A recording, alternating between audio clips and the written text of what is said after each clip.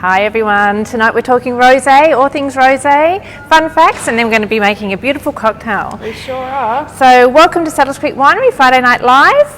Tonight I've got Amelia with us. Hi guys. Amelia's just joined the Settlers Creek family, but not really just joined us because she's been a long time member, so sure have. Good on you, honey. Thank you. And of course one of the main criteria was that she was happy to do your Friday Night Live. Here I am. And here you are. So Amelia, yes. Rosé is one of my favourite wines, and the other day I got asked a very interesting question. Okay. So I was serving a guest and they said to me, where does the rosé grape come from? So that was very interesting because it's quite unique, isn't it? So it is. Is it a varietal? Is it a style? So rosé is not a grape. It's a winemaking style. It's one of those things that winemakers can take a bit of liberty with. It can be pretty much made with any red varietal. Well, that was my next question. Is it only red varietals, or can you put white varietals in there too? I think some people do a little bit of blending, but you've got to have the red in there to get that the colour coming through. So in Australia, your common varietals for rosé are going to be Shiraz, Pinot Noir, Grenache. Yeah. We actually use a combination of Shiraz, Merlot and Cabernet.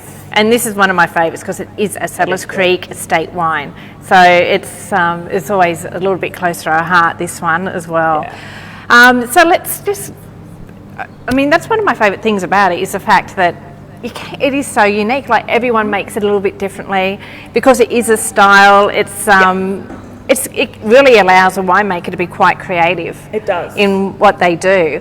So anyway, tell me about the colour. When I look at that, is that a typical rosé colour? What is a typical rosé colour? It is a whole spectrum of colours, anywhere from super, super pale, like just we've got a tiny one.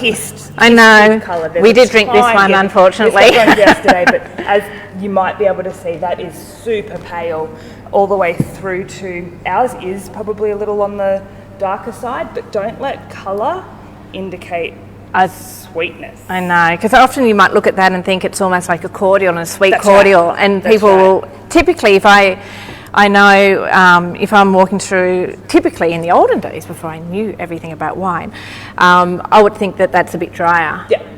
So sweetness levels don't come down to colour. It is something that people do think when they're looking at rosé, is the darker it is, the sweeter it is, but our rosé is dry. So if I was just a person walking past and whatever else, how do I know? Where do I look for? What do I look for to understand about whether it's going to be dry or sweet?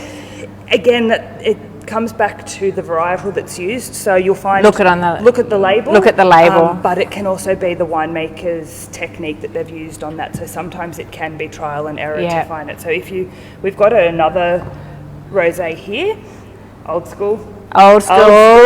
Don't you love that? Actually, look at that. That's pretty close in colour. And we've got some here in the glass. That is pretty close in colour to our rosé. Very close. But one's sweet, one's dry. That's going to be sweet. And one indicator that you could look at is the alcohol level. Yeah. But that's also a varietal thing as well. So it's not necessarily going to be an indicator for you. So read the label basically. Read the label, but and it again, should say trial and error. They might say that it's got a dry finish on it. So ours definitely does. Yeah, we explain that, and I think most people will too. So Amelia, what are you going to make for us with this? Is rosé a typical wine that you do mix and make cocktails, or is it just rosé is fun? Yeah. I think that's the most important thing to remember with rosé. It is fun. It's the sort of thing that you're going to have at a barbecue in summertime, or sit back, have a grazing plate with it, or just on its own. But it's so versatile that you can make a cocktail with it as well, because the colder the better. Yep. Frosé. How popular are they? I know. So we're going to do a little bit of a frosé today. Show us your stuff, honey. Let's do it. So, normally I would have had my rosé in ice cube trays freezing overnight. So we're just going to improvise a little bit. Let me imagine that's frozen. This is our Sadler's rosé that is partially frozen. So she'll go in.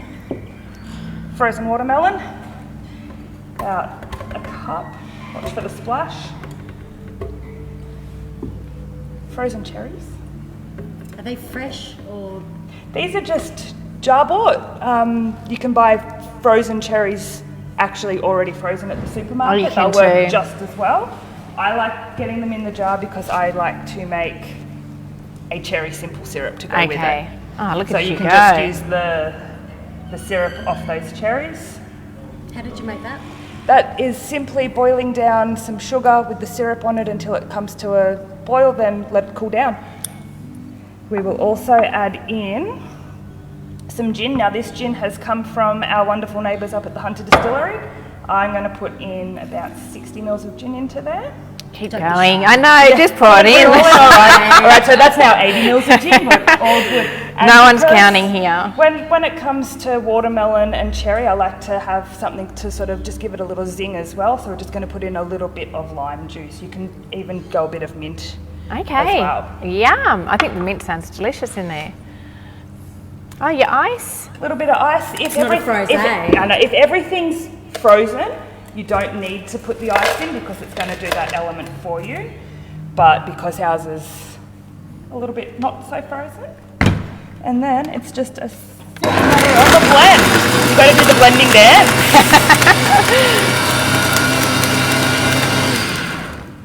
I might just chuck a little more ice in there because again, watch for the splash. What? Watch for the splash.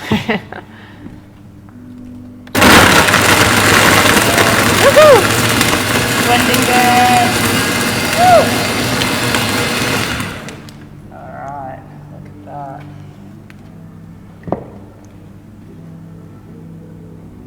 Anything in a cocktail glass starts to make me smile on a Friday afternoon. Oh, look at that. And Sorry, Deb. What are we going to give?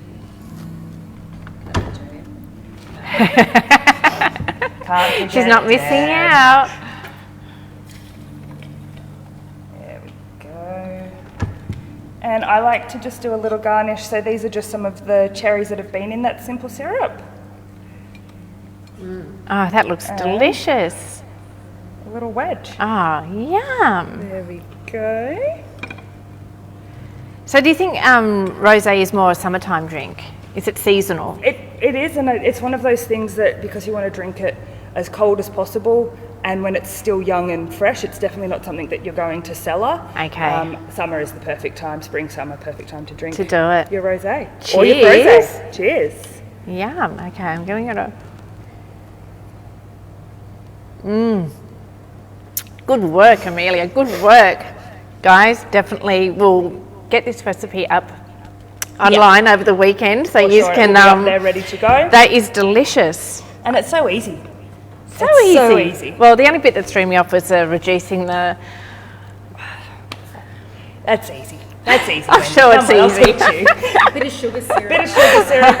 Otherwise, if you don't want to do that with that... The syrup straight out of the tin or the sim- jar? Yeah, you could do that. Oh, You okay, can even I'm just happy. Do that and then just pop a little bit of caster sugar in the blender. Just looking for the quick, easy way because we don't want any roadblocks on a Friday night to getting in This is true. enjoyable rosé. Well, rosé is definitely one of my favourite styles of wine. I love it. I actually drink it all year round. Yeah. But I'm like that. So anyway, cheers, guys. Hope you have a great Friday night. Thanks for joining. Thank you.